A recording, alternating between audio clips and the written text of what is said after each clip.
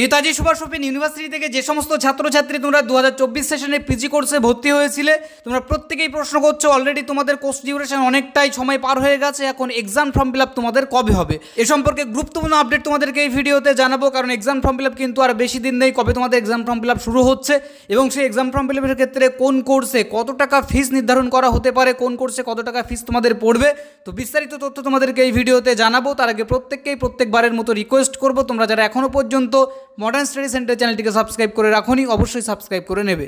আপনি কি নেতাজি সুভাষ ওপেন ইউনিভার্সিটির ইউজি ও পিজি কোর্সে পাঠরত?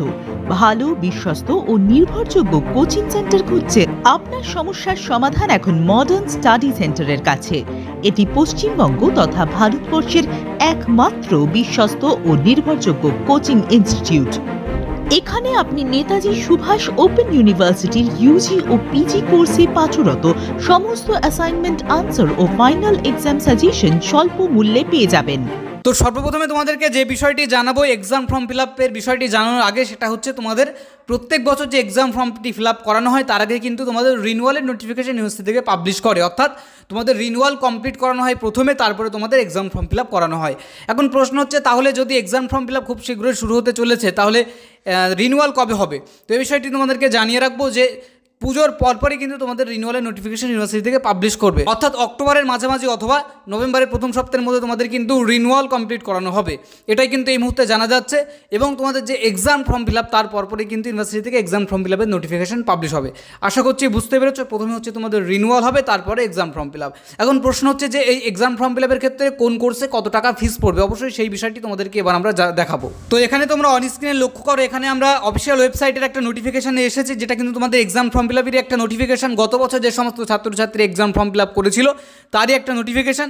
এখানে স্ক্রল করে আমরা নিচের দিকে যাব, গেলেই কিন্তু আমরা দেখতে পাবো এখানে কিন্তু ফিসের স্ট্রাকচারটা দেওয়া আছে তোমাদের পোস্ট গ্রাজুয়েটের যে কত টাকা ফিস পড়ে কোন সাবজেক্টের উপরে।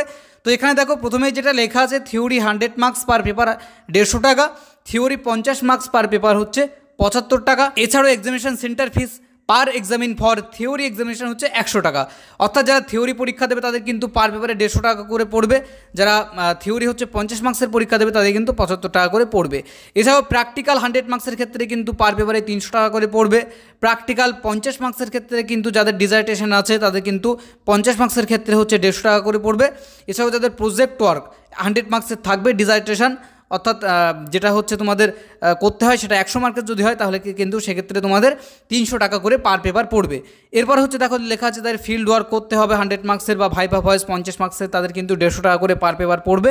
এছাড়া হচ্ছে examination centre fees per examine for viva voce practical এক্সামিনেশনের ক্ষেত্রে কিন্তু তোমাদের 100 টাকা পড়বে। তো অ্যাসাইনমেন্ট পরীক্ষার ক্ষেত্রে দেখো এখানে অ্যাসাইনমেন্ট পরীক্ষার ক্ষেত্রে 100 মার্কস পার পেপার হচ্ছে 30 টাকা করে পড়বে এবং যাদের হচ্ছে 50 মার্কসের পরীক্ষা হবে তাদের কিন্তু 20 টাকা করে পার পেপার পড়বে। অর্থাৎ অ্যাসাইনমেন্ট পরীক্ষার ক্ষেত্রে কিন্তু যাদের 4টি পেপার আছে তাদের 3 4 12 120 টাকা এবং যাদের 50 মার্কসের পরীক্ষা আছে তাদের কিন্তু 80 টাকা 4টি পেপার থাকলে পড়বে। এইভাবে কিন্তু ফিসের স্ট্রাকচারটা আছে, তোমরা প্রত্যেকেই ক্যালকুলেশন করে নেবে। এক্ষেত্রে যদি তোমরা ক্যালকুলেশন করো তাহলে বুঝতে পারবে এবং তোমরা যখন exam form fill up log in করবে তখনই কিন্তু তোমাদের কত টাকা টোটাল ফিস সেটা কিন্তু তোমাদের সাবজেক্টগুলো ক্লিক করলে সিলেক্ট করলে সেখানে কিন্তু সমস্ত পেপারের যে কত টাকা ফিস পড়ছে সেটাও কিন্তু শো করবে। তো আশা করছি তোমরা বুঝতে পেরেছো যে সাবজেক্ট ওয়াইজ কোন কোর্সে কত টাকা ফিস পড়বে সেটা তোমরা বুঝতে পেরেছো এবং সেই স্ট্রাকচারটা আমরা তোমাদেরকে দেখালাম। এর পাশাপাশি আরেকটা বিষয় তোমাদেরকে জানাবো, তোমরা অনেকেই প্রশ্ন করতে পারো যে তাহলে রিনিউয়ালের ক্ষেত্রে আমাদের কত টাকা ফিস পড়বে। তো সে সম্পর্কে কিন্তু আমরা আলাদা একটা ভিডিও বানিয়ে দেবো যে রিনিউয়ালের ক্ষেত্রে কোন কোর্সে কত টাকা ফিস পড়ে, সেটা আলাদা একটা ভিডিও বানিয়ে দেবো, তোমরা অবশ্যই দেখে নেবে।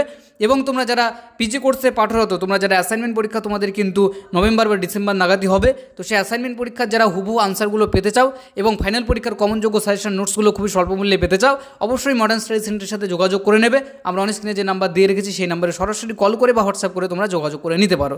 তো এই ছিল তোমাদের জন্য গুরুত্বপূর্ণ কিছু ইনফরমেশন।